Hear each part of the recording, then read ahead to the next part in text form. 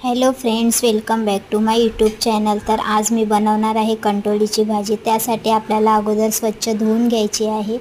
त्यानंतर आपल्याला पॅनमध्ये घ्यायचं आहे तेल, राई, जिरा आणि कांदा। तर कंटोळीची भाजी आपल्याला वर्षातून एकदाच पाहायला भेटते, ते पण पावसाळ्यामध्ये।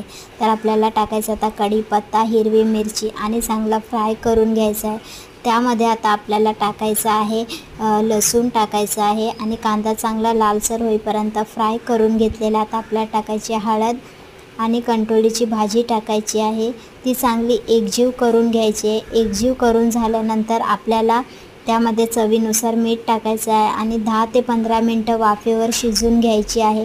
शिजल्यानंतर आता आपल्याला त्यामध्ये टाकायचं आहे किसलेला ओला खोबरा, नसेल तर तुम्ही स्किप करू शकता, आणि कोथिंबीर टाकायची आहे।